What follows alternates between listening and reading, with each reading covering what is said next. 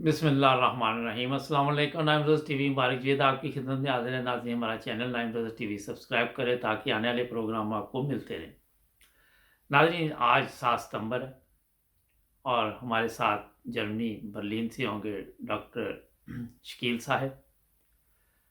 आज पाकिस्तान में एक ऐसा फैसला किया गया जिससे एक तो एक कौम को तकसीम किया गया और दूसरा उसके बाद तक आज तक मैंने नहीं देखा कि उस कौमी असम्बली ने कोई ऐसा काम किया जो अवाम के लिए हो। तो मैंने सोचा आज इस पे एक प्रोग्राम करें तो डॉक्टर साहब से पूछेंगे कि डॉक्टर साहब अस्सलाम वालेकुम। जी, वालेकुम सलाम रहमतुल्लाह। डॉक्टर साहब क्या हाल है आपका? अल्हम्दुलिल्लाह मैं खैरियत से हूँ। डॉक्टर साहब ये 7 सितंबर आप आज के दिन का तो आपको तो इल्म ही है कि इसकी क्या अहमियत है आज के दिन की? ज़रा ये बताएं हमारे नाज़रीन को। जी, मुबारक साहब, जैसे आपने ज़िक्र किया है अपने इंट्रो में, जी, 7 सितंबर 1974 के दिन पाकिस्तान की जो कौमी असम्बली थी, उसकी स्पेशल कमेटी थी, जी, उसने एक फैसला किया था जमात अहमदिया के खिलाफ जी, उसे दायरा इस्लाम से खारिज करने का और अनाउंस किया गया था इस दिन। जी, और जैसे आपने जिक्र किया कि एक बुनियाद रख दी गई थी मजहबी मुनाफरत की जी, और एक ऐसा दरवाजा खोल दिया गया जिस की वजह से कोई भी अब महफूज नहीं रहा। चुनाचे 2 हफ्ते पहले ही आपने देखा होगा कि शियाओं के खिलाफ भी कुछ बिल पास किए गए बिल्कुल। और जिन पर उन्होंने बड़ा शोर मचाया। जी, तो ये उस वक्त जो है ये जमात अहमदिया को तख्ता मश्क बनाया गया था और एक जुल्म का सिलसिला शुरू किया गया। जी, लेकिन इससे भी ज्यादा अहम ये दिन तारीख इस्लाम में इस लिहाज से है कि हजूर सल्लल्लाहु सल्लल्लाहु अलैहि अलैहि वसल्लम। वसल्लम ने 1400 साल पहले एक पेशगोई फरमाई थी जो बड़ी अजीम शान तरीके से पूरी हुई। जी, और मैं चाहता हूँ कि वो जी, जो प्लीज़। पेशगोई है हदीस के अल्फाज आपके सामने मैं रखूँ। जी, जी, जामिया तिरमिजी की हदीस नंबर 2641 है। हदीस की बाकी कुतुब में मौजूद है ये। जी, हजरत अब्दुल्ला बिन अमर रजी अल्लाह तआला अन्हु से मरवी है। मैं उसका हिस्सा पढ़ देता हूँ, हदीस का जी, लफ्ज़ी है। प्लीज़। हजूर सल्लल्लाहु सल्लल्लाहु अलैहि अलैहि वसल्लम। वसल्लम ने फरमाया कि बनी इसराइल 72 फिरकों में बट गए जी, और मेरी उम्मत 73 फिरकों में बट जाएगी हुँ, और एक फिरके को छोड़कर सब आग में होंगे। जी, साहबा ने अर्ज किया, या रसूलल्लाह, ये सल्लल्लाहु कौन अलैहि सी वसल्लम। जमात होगी? जी, आपने फरमाया, ये वो लोग होंगे जो मेरे और मेरे साहबा के नक्शे कदम पर होंगे। जी, अब कुछ देर के लिए अगर आप ये देखें अल्फाज हदीस के कि वाज़े तौर पर हजूर ने फरमाया कि मेरी उम्मत 73 फिरकों में बढ़ जाएगी, जी, उनमें से एक निजात याफ्ता है, बाकी 72 आग में है। जी, तो 7 सितंबर 1974 के दिन पाकिस्तान के उस वक्त उलमा और सियासतदानों ने इस तनक का टीका अपने माथे पर लगाया या हजूर सल्लल्लाहु सल्लल्लाहु अलैहि वसल्लम के फतवे के खिलाफ एक फतवा जारी किया। जी, हजूर ने फरमाया कि एक फिरका निजात याफ्ता होगा। उन्होंने ये फैसला किया कि हम 72 निजात याफ्ता है और एक फिरके को दायरा इस्लाम से खारिज किया। जी, और ये अल्फाज बैन ही अखबारात में भी शाया हुए। मिसाल के तौर पर नुमाए वक्त 16 अक्टूबर 1974 में एक खबर छपी इसी के हवाले से। जी, में लिखा गया कि कादियानी फिरके को छोड़कर जो भी 72 फिरके मुसलमानों के बताए जाते हैं वो सब के सब इस मसले के हल पर मुत्तफिक और खुश हैं। जी, तो इस लिहाज से ये जमात अहमदिया की तारीख का भी एक बहुत बड़ा दिन है कि जुल्म सितम की जो तारीख शुरू से रकम होती आ रही थी उसमें एक और बाब का इजाफा किया गया। और हजूर सल्लल्लाहु सल्लल्लाहु अलैहि अलैहि वसल्लम जो मखबूर सादिक हैं, उन्होंने 1400 साल पहले जो एक पेशगोई फरमाई थी वो चढ़ते सूरज की तरह पूरी हुई इस दिन। वसल्लम। जी। अच्छा डॉक्टर साहब, ये भुट्टो साहब का कारनामा था ना, आपको तो पता ही है। उनका कहना था कि 90 साला मसला हल कर दिया मैंने ना। लेकिन भुट्टो साहब खुद तो कोई मज़हबी नहीं थे मेरे ख्याल में। कोई उन्हें मज़हब से कोई दिलचस्पी नहीं थी। बिल्कुल, मजहब से तो उनका दूर से भी कोई तल्लुक नहीं था जी, और बड़े वो चालाक किस्म के सियासतदान थे। उन सियासतदानों में इनका शुमार है जिनके बारे में कहा जाता है कि जरूरत पड़ने पर वो गधे को भी बाप कह देते बिल्कुल हैं ऐसे ही और जब था। जरूरत पूरी हो जाए जी, तो बाप को भी गधा कह देने वाले लोगों में से थे। जी, उन पर जमात अहमदिया के बेशुमार एहसानात थे, लेकिन वो सियासी तौर पर अपनी कुर्सी को मजबूत करना चाहते थे। इससे पहले अपने मफाद के लिए उन्होंने इधर हम उधर तुम का नारा लगा के पाकिस्तान को 2 टुकड़े किया जी, और फिर 74 में मुसलमान जो उलमा थे उनकी यानी सपोर्ट लेने के लिए और कुछ सऊदी अरब को खुश करने के लिए उन्होंने ये सारा सिलसिला चलाया। जी और जो उनका अपना किरदार जाती उसके बारे में बाद में ज़ियाउल हक ने एक तकरीबन 2,500 सफ़ों पर मुश्तमिल एक वाइट पेपर शाया किया था। जी उसमें उसकी और उसकी कबीना के किरदार के बारे में बयान किया कि यानी सब चोरों का टोला था और जानी, फासिक और शराबी थे। तो इसके किरदार के बारे में क्या बात की जा सकती है? हाँ, ये जो इन्होंने कहा था कि 90 साल मसला हल किया है, जी यानी 1974 में जमात अहमदिया कायम हुई थी 23 मार्च 1889 को, जी और 1974 में तो 90 साल हो गए नहीं थे, तकरीबन 84 साल बनते थे। जी लेकिन अल्लाह ताला की भी बास अजीब हिकमतें होती हैं कि इन्हीं के मुंह से जो निकलता था लफ्ज के 90 साल मसला मैंने हल किया है, अपनी तकारीर में ये ऐलान किया करते थे। जी तो 90 साल पूरे हो गए हैं 23 मार्च 1979 को, ठीक यानी 6 साल बाद जाके। अच्छा और खुदा ताला की तकदीर देखें कि इनके खिलाफ जो ज़ियाउल हक ने कत्ल का मुकदमा दायर किया था जो 2 साल से चलता रहा था 77 से बिल्कुल 79 तक, जी अपीलें भी हुई। जब 90 साल पूरे हुए जमात को 23 मार्च 1979 को, उसके एक दिन बाद 24 मार्च 1979 को इनकी अपील खारिज हुई और तकरीबन एक हफ्ते के बाद 4 अप्रैल को इनको फांसी दे दी गई। तो आप खुद सोचें कि जो 90 साल मसला हल करते फिरते थे, 90 साल जब जमात को पूरे हुए हैं तो कौन सा मसला हल हुआ? इनका अपना मसला हल हो गया। अच्छा डॉक्टर साहब, ये वैसे ही मैं आपसे ये पूछ रहा हूँ कि पूरी दुनिया ने जोर लगाया था कि भुट्टो साहब को छोड़ दिया जाए ना,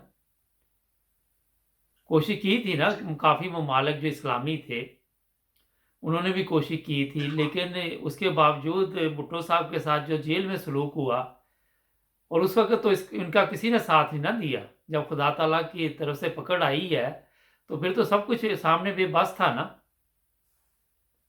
बिल्कुल, ये उस वक्त अगर यानी बड़ी बड़ी हुकूमतों ने कोशिश की और उन्होंने पूरी अपना जोर लगाया, जी बल्कि उलमा तो वो कहते थे अगर फांसी देनी है तो कुछ देर पहले दे दो या कम से कम कुछ महीने मजीद आगे कर दो, क्योंकि हज़रत मसीह मौऊद अलैहिस्सलाम की एक पेशगोई थी वो पूरी हो रही थी। जी इसकी उम्र के बारे में थी जो जी रुबैन ही उस उम्र में इसको फांसी दे दी गई।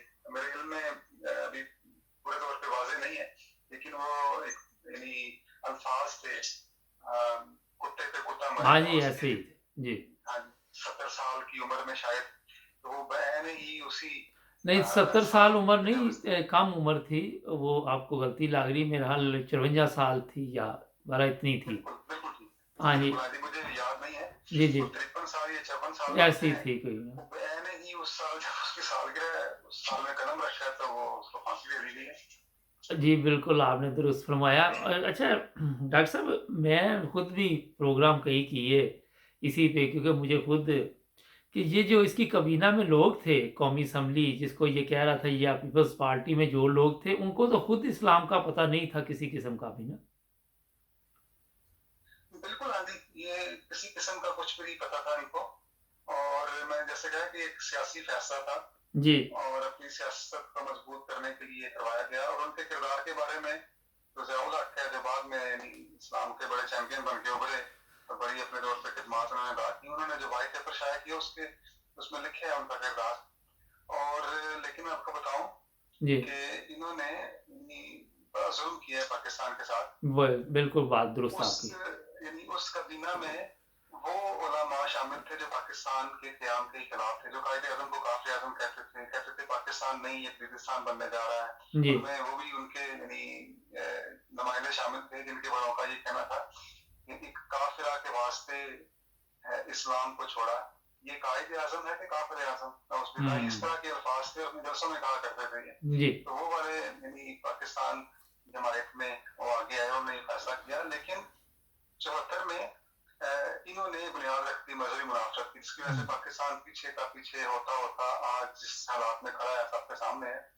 उन्होंने को शेख मुजीबुर रहमान ने जी 1973 में उसको भी ऑफर हुई थी सऊदी अरब के शाह फैसल की तरफ से। अच्छा उसने एक मुलाकात में कहा कि जो बांग्लादेश है पाकिस्तान है ये दो बरादर मुसलमान ममालिक हैं, इनसे मुझे बड़ी मोहब्बत है, जी ऐसी जैसे मुझे अपनी दो आंखों से मोहब्बत है। लेकिन मुझे बड़ा अफसोस होता है कि आपने अपनी जो सेकुलर स्टेट है आपकी, क्योंकि वो अवामी जमहूरिया बांग्लादेश है, यानी जी वो इस्लामिक रिपब्लिक नहीं है, उसने कहा कि हम आपकी खातिर खा माली इमदाद करना चाहते हैं अगर आप इसको इस्लामिक रिपब्लिक बना रहे हैं।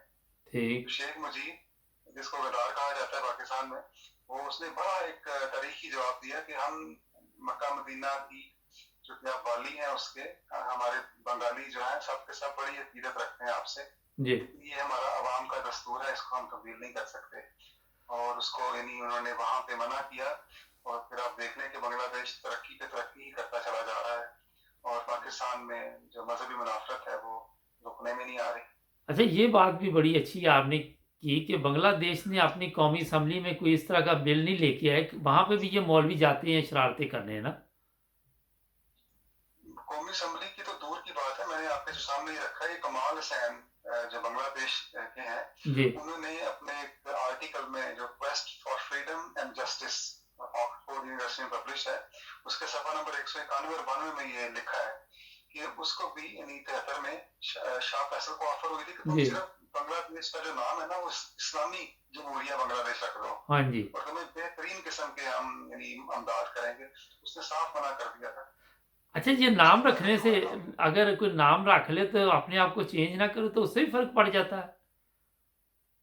जब नाम एक दफा रख दिया है, रास्ता खोल दिया, तो फिर चेंज क्यों क्यों ना हो। अब देखें, जो पाकिस्तान था वो हासिल किया गया था इस्लाम के नाम पर, जी पोलैंड के, और मुसलमानों के लिए स्टेट थी। हम्म जब ये मुसलमानों के लिए स्टेट बन गई तो वो वाले मौलवी जितने भी थे जो इसके मुखालिफ थे वो सारे के सारे हिजरत करके पाकिस्तान में आ गए। जी और फिर उन्होंने मिसाल के तौर पर जमात इस्लामी ने पूरी कोशिश की है इसको यानी मुसलमानों के मुल्क से इस्लामिक स्टेट बनाने की, इस्लामी रियासत हम्म बनाने की, और वो उसमें कामयाब हो गए। तो बहुत फर्क पड़ता है, क्यों नहीं फर्क पड़ता। अच्छा, आपने बांग्लादेश की बात की तो और भी तो ममालिक थे जहाँ पे ये मौलवी गए और जाके फितना फसाद किया कि यहाँ भी ऐसे कवानीन लेके आए, तो उन ममालिक ने भी कहा कि नहीं, हम इस तरह का कोई भी चीज़ लेके नहीं आ सकते ना, आपके शायद इल्म में हो। उनकी खुशकिस्मती है कि वहां पे भुट्टो जैसे सियासतदान नहीं थे, वरना वो भी मान जाते। ये बात भी दुरुस्त है आपकी। अच्छा डॉक्टर साहब, ये पाकिस्तान जब बना तो एकदम अहमदियों के खिलाफ इतनी, अभी पहले स्टार्ट ही शुरू कर दिया इन्होंने कि मुखालफत शुरू कर दी, इसकी क्या वजह थी? इसकी वजह यही थी कि देखें, पाकिस्तान के बनने की सर तोड़ मुखालफत की थी इस्लामी जमातों ने जितनी भी थी, जी जी और इसमें जमात इस्लामी भी थी, और एहरार के जो बड़े बड़े लीडर्स थे, बहुत सख्त मुखालफत की थी उन्होंने। लेकिन जब पाकिस्तान बन गया तो फिर वो किस मुंह से अब अवाम का सामना करते। अवाम ने कहना था बेवकूफ तुम क्या करते रहे हो, और जब बन गया तो फिर पाकिस्तान भी आ गए। और फिर कुछ अर्सा ये छुपते रहे हैं, मुंह दिखाने के काबिल नहीं थे अवाम को। अगर बाहर आते, सियासत तो करनी थी, जाहिर है कारोबार तो करना था, लेकिन किस मुंह से करते। उस यानी उसी मुल्क की मुखालफत करके अब अपनी सियासत को कैसे वाजे कर सकते थे। इसलिए इन्होंने अवाम को उल्लू बनाने के लिए और अपने आप को पाकिस्तान का वफादार साबित करने के लिए वही किया जो तरीक बताती है कि होता ही रहा है अहमदियों के साथ। बिल्कुल।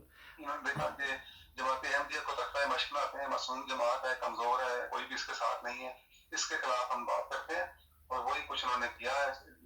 जमात अहमदिया के खिलाफ उन्होंने प्रोपेगेंडा करना शुरू किया और पाकिस्तान की आवाम की हमायत हासिल करनी शुरू की, उनके मजहबी जज्बात को कैश करके कि हम इस्लाम के मुहाफिज हैं, हम पाकिस्तान के मुहाफिज हैं। अच्छा इसकी वजह से 1953 के फसादात हुए और आहिस्ता जी आहिस्ता 1974 में जो हुआ सबके सामने है। अच्छा डॉक्टर साहब, आपने ये बात की कि हम मुसलमान हैं, अरब ममालिक भी हैं, और वहाँ पे काफ़ी हद तक कई जगह आप देख लें बेहतर ज़िंदगी है पाकिस्तान से ना, और वो इतने इस्लाम के नारे नहीं लगाते जितने ये लगाते हैं, और इनका काम कोई भी नहीं इस्लाम के मुताबिक।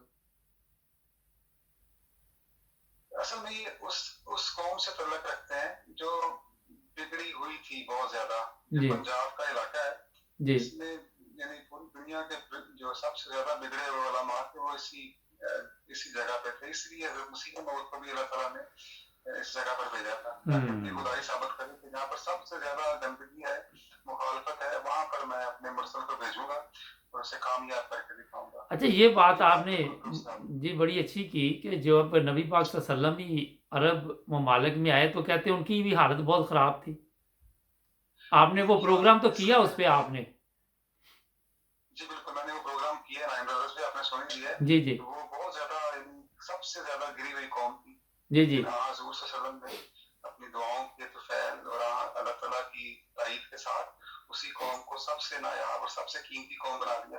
बिल्कुल ऐसे ही। अच्छा डॉक्टर साहब, मैं आज सोशल मीडिया पे एक चीज़ देख रहा था कि एक लड़का है, उसको पूछ रहे हैं कि जो ये ना करे वो काफ़िर है, अभी ये ना करे। अच्छा, ये काफ़िर, काफ़िर, काफ़िर, ये एक ऐसा उस वक़्त का सिलसिला शुरू हुआ कि ये अब को मुझे तो लगता नहीं पाकिस्तान में मुसलमान एक-दूसरे को तो काफ़िर ही कहते हैं, मुसलमान किधर गए फिर पाकिस्तान से?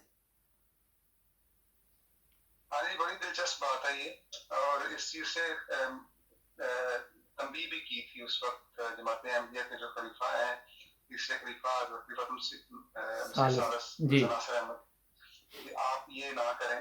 इससे यानी हमारे खिलाफ तो आज कर रहे हैं, ये बाद में आप तक भी ये आग पहुँचेगी, और वो पहुँच रही है। इससे मुझे एक लतीफ़ा याद आता है। जी। मैं वो बताना चाहता हूँ कि एक शख्स अपने घर की बालकनी पे खड़ा था, जी। और उसने देखा कि हम ताले का दरवाजा किसी ने खटखटाया। जी। तो जब मालिक मकान बाहर निकला तो दरवाजा खटखटाने वाले ने उसके मुंह पे थप्पड़ मार दिया। अच्छा। तो जो बालकनी पे खड़ा था उसने कहा ये अजीब शराफत है, ना तुमने उससे बात की है, उसने तुम्हें कुछ भी नहीं कहा और तुमने उसको थप्पड़ दे मारा है, जी। ये कहाँ की शराफत है? जी। उसने कहा जनाब आपको नहीं पता, इसने मुझे पिछले साल गेंडा कहा था। तो अच्छा। वो बालकनी पे खड़े होने वाला कहता है ये तो और हैरत की बात है कि आपको 1 साल पहले उसने गेंडा कहा है और गुस्सा आपको आ जाए। कहता नहीं जनाब, बात ये है कि गेंडा मैंने देखा आज है। अच्छा। तो ये जो अभी शिया हज़रात के खिलाफ बिल पास हुआ है अभी ये कुछ 2 जी। हफ्ते पहले ही, उनको बड़ी अब ज़ाहिर है वो इन्होंने मुज़ाहिरे भी किए हैं। तो ये शिया हज़रात भी उस वक़्त आगे-आगे थे हुँ। अहमदियों को गैर मुस्लिम करार दिलवाने। बिल्कुल। जो बाकी हैं वो खामोश थे। अभी बाकियों के घरों तक भी वो आग पहुँचेगी जो लगाई गई है। अच्छा, तो लेकिन इसलिए इससे ज़रूर इससे पाकिस्तान को तो नुकसान है ना? पाकिस्तान तो बेचारा नुकसान उठा रहा है, इससे ज़्यादा क्या नुकसान होगा?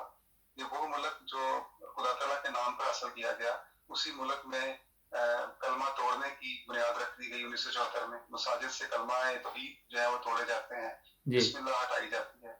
खुदा तआला को मखलूक से प्यार है, लेकिन उससे भी ज़्यादा उसको अपनी तौहीद से प्यार है। बिल्कुल। आप देखें कि उस दिन के बाद खुदा तआला का गज़ब भी है पाकिस्तान पे। गर्मियाँ आती हैं, सैलाब आ जाता है। ये उसके बाद थोड़ा-सा मौसम अच्छा होता है तो मच्छर और डेंगू। सर्दियाँ आती हैं तो स्मॉग और धुंध, और उसके बाद अगर कोई मौसम ठीक भी आ जाए तो ज़लज़ला आ जाता है। यानी तरह-तरह की वबाएँ, और तरह-तरह के खुदा तआला की नाराज़गी हैं। वो किस वजह से? इसी वजह से कि वो मुल्क जिसे आपने अल्लाह तआला की तौहीद के नाम पे हासिल किया था, वहाँ पे आप खुदा तआला की तौहीद के खिलाफ बगावत कर रहे हैं। अच्छा, ये जो बात आपने की कि ये वाली कि कोई ना कोई मुसीबत आई रहती है, और एक और इसमें इज़ाफ़ा मैं कर दूँ कि कोई गलती नहीं मानता अपनी ना, ये भी एक बहुत बड़ा अज़ाब है वहाँ पे, मैं आपको सही बता रहा हूँ। अगर आप ले लें क्योंकि सियासतदान, वो कहेंगे हम गलत नहीं हैं, डॉक्टर ले लें वो कहेंगे हम गलत नहीं हैं, वकील कोई भी ले लें आप। इसमें जब इंसान ज़ुल्म करता है ना, जी। तो ज़ालिम ज़ुल्म जो है ना वो अंधेरे से निकला है। ज़ालिम को पता ही नहीं चलता कि वो ज़ुल्म कर रहा है, वो अंधेरे में रहता है। वो जी। समझता है कि मैं सब ठीक कर रहा हूँ। जी, तो बिल्कुल। बिल्कुल दुरुस्त बात की आपने।